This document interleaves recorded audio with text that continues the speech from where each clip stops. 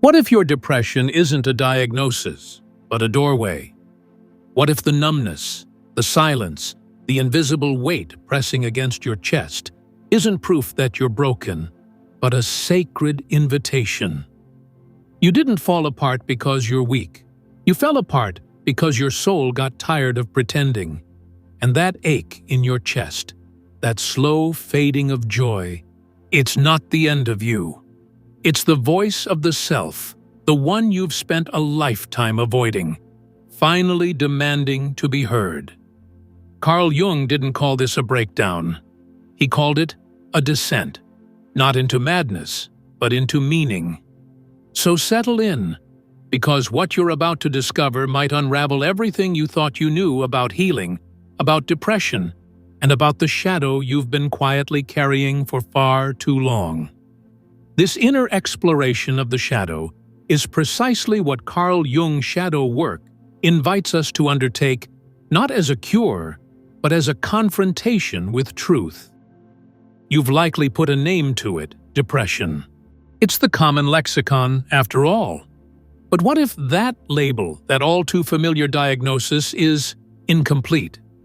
What if what you're experiencing isn't the final chapter, but the daunting, exhilarating preface to something new? Consider Carl Jung, a titan of psychology, who dedicated 6 arduous years of his life to plumbing the depths of this very darkness. He didn't label it a breakdown, a term reeking of malfunction. Instead, he called it a descent into the self.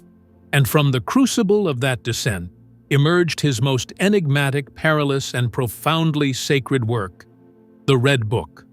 This was a tome he guarded fiercely, stipulating it not be published in his lifetime. A volume teeming with what many might call madness, filled with potent symbols, dialogues with deities and shadows. And woven through it all, a message perhaps for souls just like yours. You are not merely depressed, you are awakening. Let me be unequivocally clear, this isn't some whimsical spiritual platitude. This is a psychological exorcism. At this moment, you feel adrift. Not lost, but untethered. Your passions, once vibrant, now feel like extinguished embers. You greet the dawn, already weary. The goals that once propelled you forward now seem hollow. People probe, "What's wrong?" and the words to articulate your inner landscape escape you. You find yourself weeping in the sanctuary of solitude, then meticulously constructing a facade of strength for the public eye. But here's the profound truth Jung unearthed in his own descent. This state isn't always a systemic failure. Often it's the soul recoiling, withdrawing from a life it no longer recognizes, a life that feels inauthentic. You are not broken. You are being summoned inward, drawn, perhaps even dragged into the subterranean realms of your own unconscious. This is the very foundation of Carl Jung's shadow work, the courageous act of meeting the parts of yourself you've long buried in silence. And much like Jung, you are meant to traverse this internal chaos, not to hastily escape it, but to be irrevocably transformed by it. You see, the Red Book wasn't merely a diary of despair. It was a map, a chronicle of the alchemical process that unfolds when a human being ceases to perform and begins instead to confront the vast repressed territories within. In many ways, it served as the blueprint for Carl Jung's shadow work, showing how symbolic descent can lead to deep integration of the unconscious. Jung penned it during what he termed his confrontation with the unconscious. He experienced visions, he heard voices, he encountered archetypal figures within himself that shattered the carefully constructed persona he believed himself to be. And what he discovered in that raw, unfiltered space was not insanity. It was truth. So allow me to pose the question that underpins this entire exploration. What if the numbness you feel is a direct consequence of your current self? Having exhausted its script, having nothing more of substance to say. What if your depression isn't a mere chemical imbalance, but a profound soul imbalance. What if the life you've meticulously built, the roles you inhabit, the titles you wear, the goals you've pursued, was never truly yours to begin with, and now the mask is beginning to decay, and your soul, your authentic essence, is staging a rebellion? This isn't dysfunction. This is a spiritual mutiny. Jung uttered a phrase that should strike you with the force of revelation. People will do anything, no matter how absurd, to avoid facing their own soul. But not you. Not anymore. Because if you found your way here to this very message, you're already beginning to sense that this pain isn't arbitrary. It's a communique. Your depression. This profound unease is desperately trying to convey something vital. Not just about your past, but about the illusory self you've become tethered to, addicted to. Let me paint you a picture one Jung himself would have deeply understood. Imagine yourself in a house. Every room bustles with activity, filled with people. You've smiled, you've played the expected roles, you've meticulously kept the peace.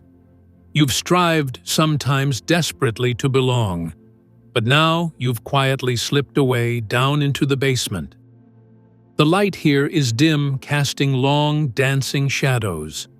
You are utterly alone. A chill permeates the air. This is the juncture where most people panic. They scramble back upstairs, retreating to the familiar noise, the superficial comfort, the endless distractions. But if you stay, if you dare to sit in this metaphorical basement long enough, something extraordinary begins to occur.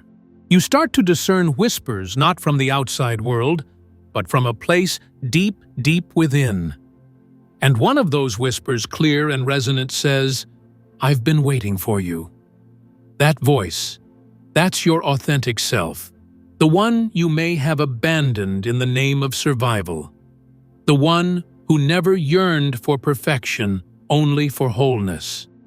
The Red Book is Jung's testament to what happens when one doesn't flee back upstairs. He stayed. He sat with the encroaching darkness. He engaged in a dialogue with the chaos. And he didn't find immediate answers, not at first. He encountered profound confusion. He met gods and monsters, all birthed from the landscape of his own mind. He faced unadulterated fear. He confronted what society would label madness. But through it all, he kept listening. And eventually, in that profound stillness, he found his soul. So what does this intimate odyssey of Jung's mean for you sitting here now? It means that perhaps medication isn't the sole answer. Perhaps you don't need to simply snap out of it. Perhaps you don't need to plaster on another fake smile or force a positive attitude. Maybe, just maybe, what you truly need is to descend. To cease resisting. To allow your old, worn-out identity to crumble. To sit in the silence until the real you, the authentic you, finally speaks. This is the singular purpose of this message: to flip the script on everything you've been conditioned to believe about your depression. You are not weak. You are not inherently lazy. You are not doomed to this state. You are being called, dragged, pulled inward by something far more ancient than societal norms, older than your accumulated trauma, more primordial than your fleeting thoughts. You are being summoned by your unconscious. And if you dare to venture in, to truly go in, you might not emerge the same person. But isn't that precisely the point? So let me ask you one last time. What if you're not depressed? What if you're just finally truly hearing the voice you've been running from your entire life? And what if that voice is you? You might believe this darkness is intensely personal, a unique failing, that you're the only one lost in this disorienting fog. But what if I told you this feeling was never intended to be a mere diagnosis? It was meant to be a doorway. A doorway Carl Jung himself flung open when he dared to release his grip on everything he believed about himself. His career, his established theories, his very identity, his perceived sanity, and stepped resolutely into the abyss. The Red Book wasn't Jung's strategy for escaping the darkness. It was his profound method of making contact with it, of attuning his ear to its whispers, and discovering the luminous truths hidden within its depths. Let's dismantle the illusion for a moment. In our hyper-modern world, we've attempted to sterilize depression. We've reduced it to a matter of chemistry, to serotonin levels, to easily digestible buzzwords like self-care. But Jung understood something far more terrifying and paradoxically far more liberating. He famously stated, "The sole purpose of human existence is to kindle a light in the darkness of mere being." He believed the soul withdrew from conscious awareness, not because it was inherently broken, but because it was being systematically ignored. Ignored by your relentless performance, ignored by your unhealthy attachments, ignored by your desperate need to maintain a facade of normality. So what did Jung do when his soul withdrew? He didn't try to fix it. He didn't flee from it. He followed it into visions, into myth, into what many would call madness. The Red Book meticulously records his journey through symbolic archetypal landscapes, vast deserts, coiling serpents, formidable gods of war, nurturing divine mothers, crumbling towers, and ancient ruins.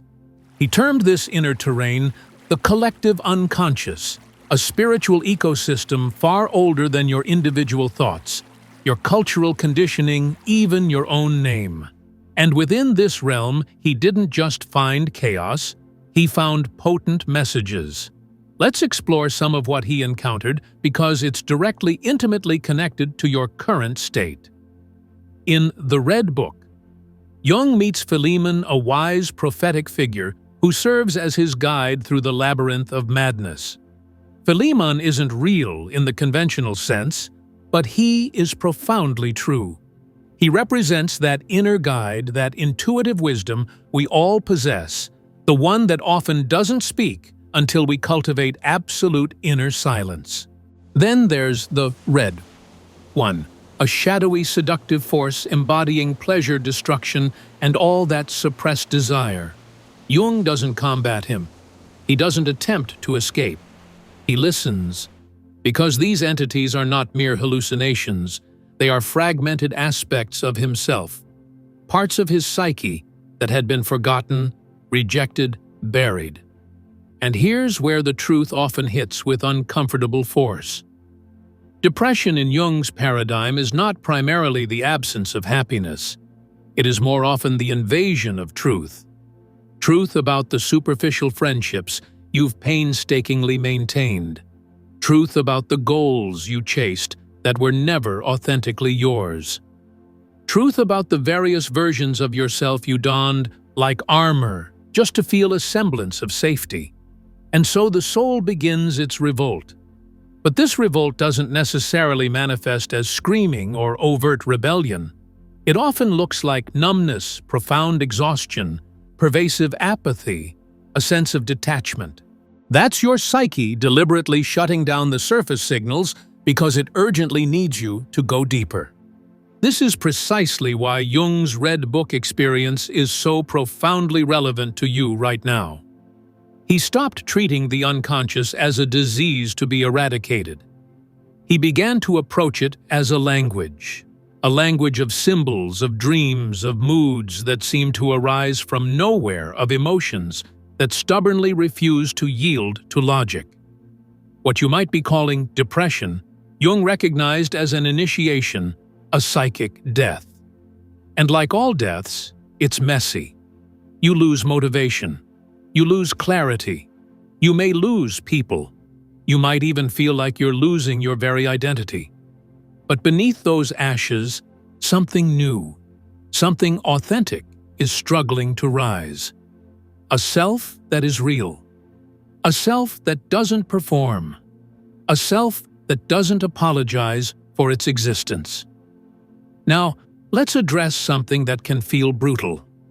This awakening doesn't look pretty. In fact, it often looks a lot like falling apart. You might find yourself isolating.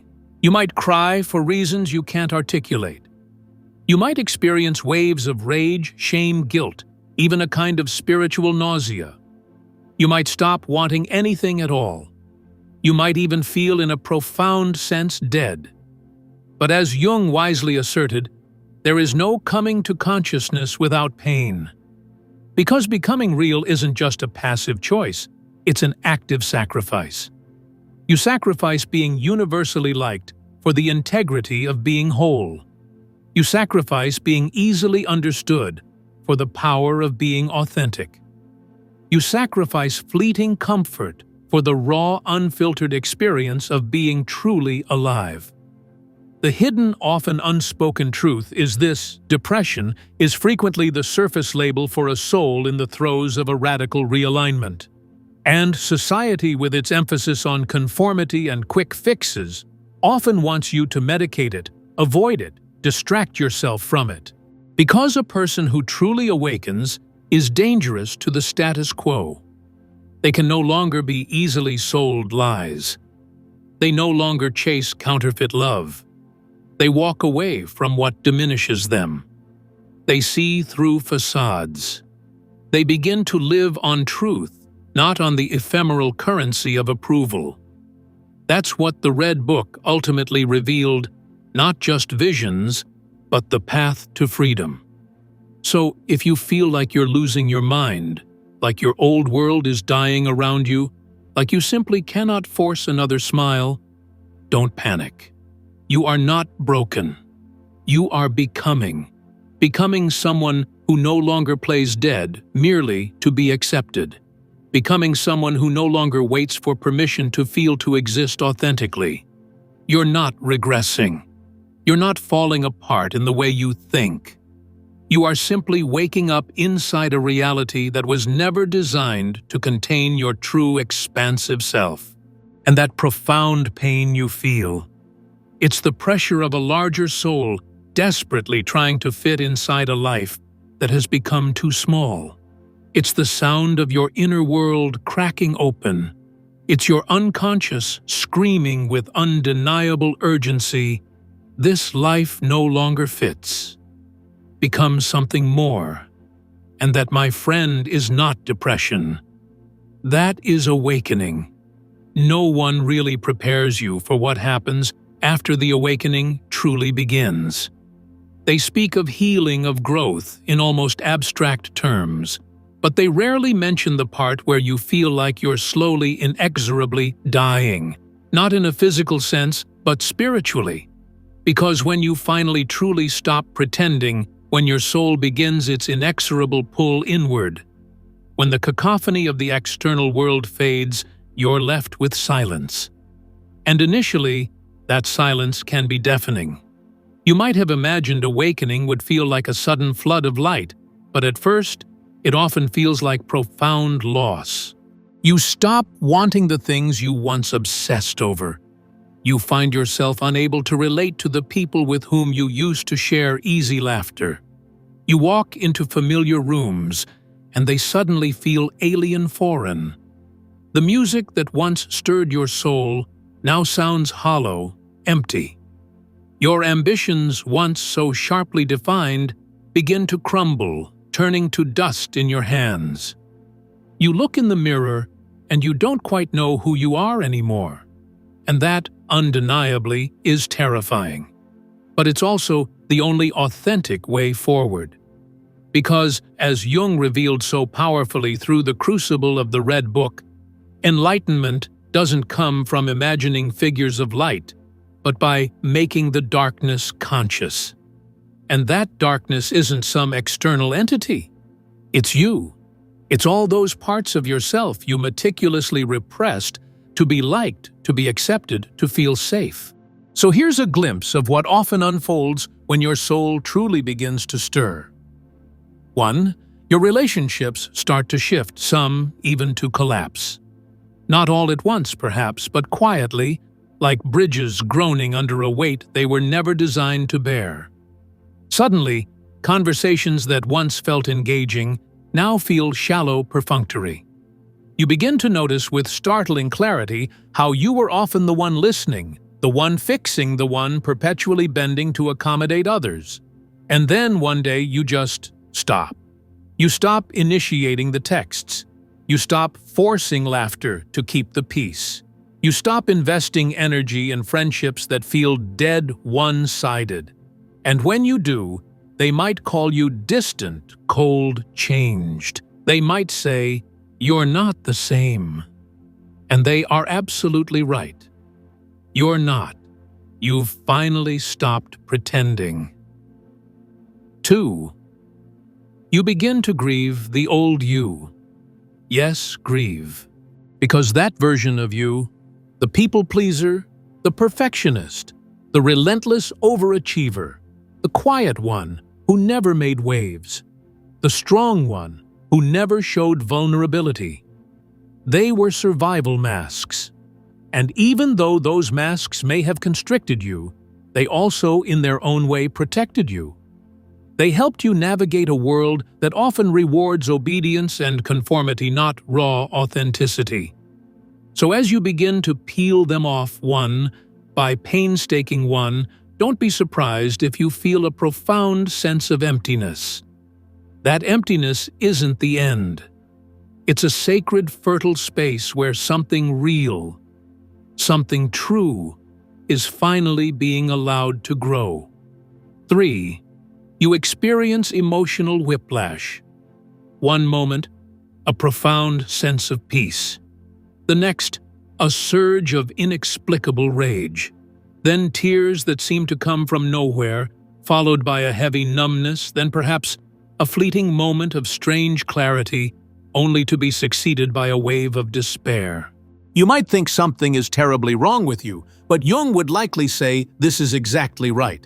Because as the unconscious rises to the surface, it brings everything with it. The unhealed childhood wounds, the suppressed guilt, the repressed anger, the fantasies you were once too ashamed to even acknowledge. They rise not to destroy you, but to be seen, to be integrated. Until then, they ruled your life from the shadows. Now they're surfacing, and yes, that's chaos, but it's a necessary transformative chaos. 4. You lose interest in external validation. You stop chasing followers, likes, applause, financial milestones, not because you suddenly don't care about anything, but because those external markers no longer fill that inner void. You might post something deeply meaningful, something from your soul, and if nobody reacts, it doesn't ruin your day anymore. You speak your truth, and if others misunderstand or misinterpret it, you find yourself able to let it go. You realize with a stark clarity that approval was the drug that was keeping your true self sedated. And now that you've begun to detox, you find yourself addicted to something else entirely: silence, solitude, self-respect. 5. You become a mirror. This is often the most unexpected and sometimes challenging consequence. Your very presence, your burgeoning authenticity starts to trigger people. Not necessarily because you've said or done something overtly wrong, but because your genuineness reflects back to them everything they might be hiding from within themselves. You speak calmly, and they might feel judged. You set a boundary, and they might feel abandoned. You tell your truth, and they might feel uncomfortably exposed. You've become a mirror, and people don't always like what they see in its reflection. But it's not your job to pretty up that reflection for them. Carl Jung's own profound awakening, meticulously chronicled in the Red Book, brought him to this exact precipice: isolation, powerful visions, internal and external conflict, and ultimately, a profound sense of freedom. He lost friends. He was labeled as mad by some. Even fellow psychologists, his peers, distanced themselves from his radical explorations. But he didn't go back. He couldn't. Because once you've had a genuine glimpse of your soul, you can't unsee it. and you can't go back to pretending you're okay living a life divorced from it. Let's be brutally real here. This phase of awakening can last weeks, months, sometimes even years. There is no fixed, predictable timeline, but it invariably leads to one destination: truth. And truth in its rawest form doesn't particularly care about your comfort. It often arrives with fire, but it leaves you with an unshakable clarity. You'll start feeling lighter, more precise in your actions and words, more grounded in your being. Not necessarily happy all the time in the superficial sense, but real. And that authenticity is a kind of joy no forced smile can ever truly fake. So if you find yourself here in the darkness, in the ache, in the profound confusion, know this with certainty. You are not alone. You are not failing. You are not dying, not in the way you fear. You are shifting. The old you, the mask, the performance, the carefully constructed illusion, is breaking. Let it break, because something ineffably sacred is forming beneath the rubble. You've felt the ache. You've sat in the profound silence.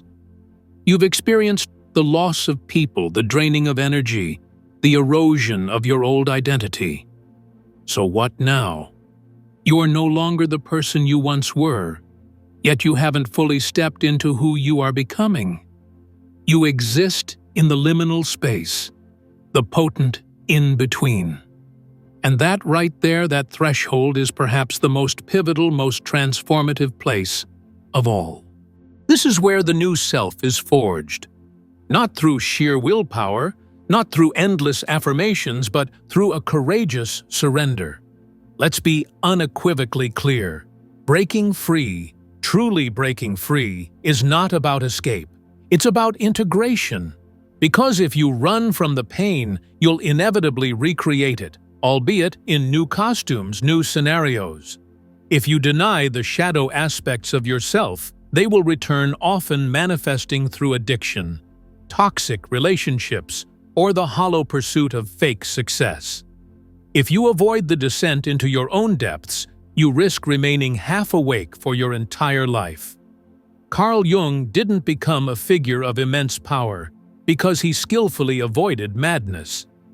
He became powerful because he walked through it consciously, courageously. And on the other side, he didn't just return with more theories. He returned with fire, with a transformed understanding of the human psyche. So here is a path, not a rigid prescription, but a guide to breaking free. Not as a mere coping mechanism, but as a soul rising phoenix-like from its own ashes. One, let go of the deep-seated need to be understood. You've likely spent a significant portion of your life explaining yourself, justifying your existence to your parents, to your friends, to society at large. But no more. You weren't born to be perpetually understood by everyone. You were born to be whole. This means inevitably some people will now label you as selfish, cold, strange, distant. That's okay.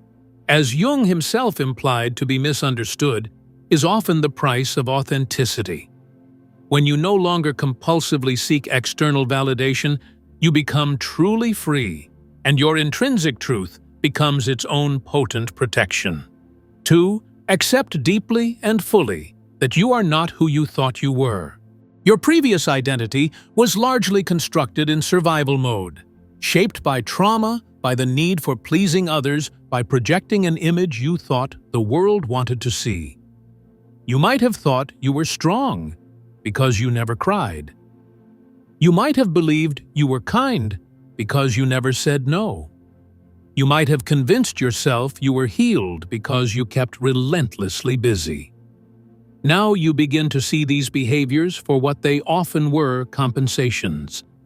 And letting go of these deeply ingrained patterns can feel like a death. Because in a very real sense it is.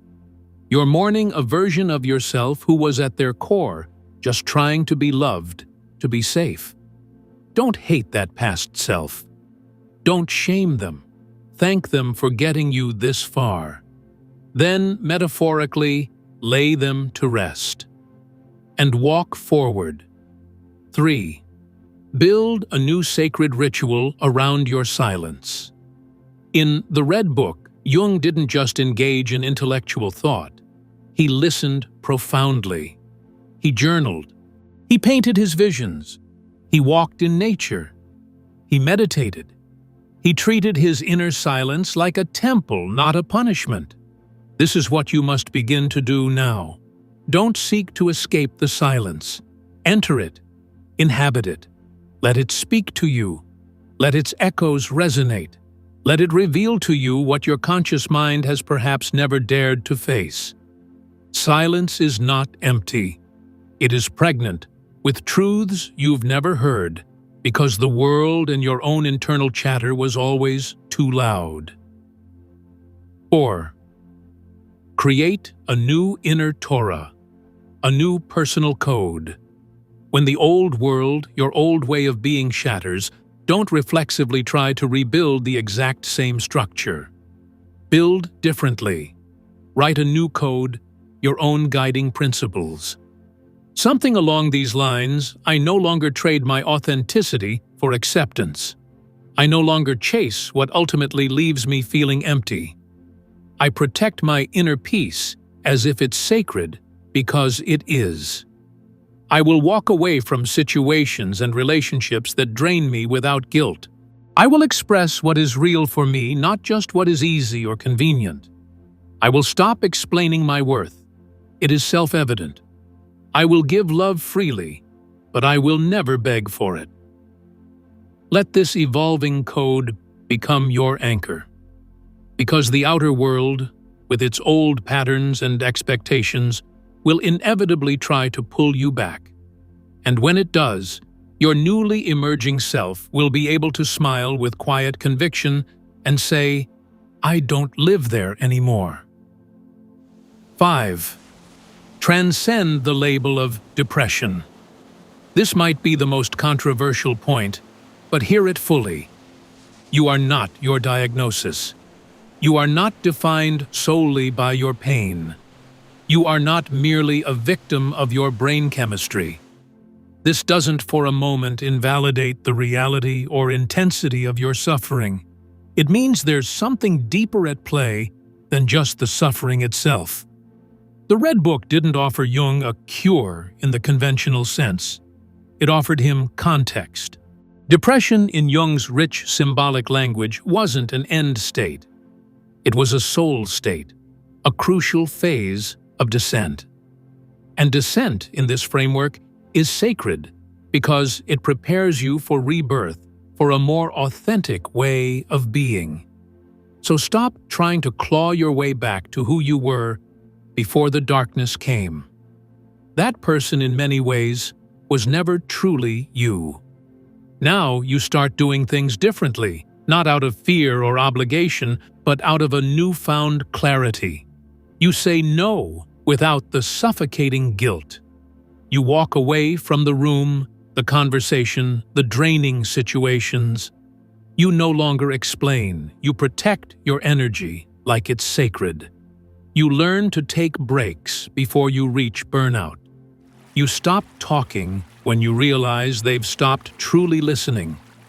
You cease performing for love or approval. You allow the silence, your quiet presence, to carry your message. You no longer need the external world to validate your reality or make you feel real. You've remembered, or are beginning to remember, that you were real, inherently valuable, long before you were ever rewarded or punished by external forces. This isn't about becoming someone entirely new, fabricated from scratch. It's about courageously, painstakingly removing everything that was never truly you in the first place. That's the essence of what Jung did. And when he emerged from his own inner inferno, he didn't just write more theories. He fundamentally changed psychology. He changed history because he dared to face what most people, especially men of his era, ran from himself in his totality. You possess that same latent power. But it won't be unlocked through struggle, through forcing, through white-knuckling your way through life. It comes through surrender, through sitting in your own fire long enough to understand with every fiber of your being that you were never broken. You were just buried, and now you rise. Not perfectly, perhaps, but truthfully. And you will walk differently. Not with smiles plastered on for show, but with sight, with a new depth of perception. Not with arrogance, but with a quiet gravity. Not to impress, but simply to exist authentically. You'll likely lose some people along the way. Let them go with grace if you can. You'll question yourself repeatedly. Keep walking. You'll feel profoundly alone at times. But in that very loneliness, you'll finally meet the only person who truly, ultimately matters. You. The one who didn't run. The one who stayed in the storm. The one who sat with the shadows. The one who kept breathing through the echoing silence. And now that you've glimpsed the truth, you'll never, ever trade it for mere comfort again. So here it is, the final reverberating echo. The truth that whispers in the soul of everyone brave enough to descend and then to return. You are not depressed. You are remembering who you truly are. And believe me, you're not at the end of your story. You're just getting started. And in many ways, this is exactly what Carl Jung's shadow work illuminates. The transformation begins the moment we stop running and finally turn to face the darkness.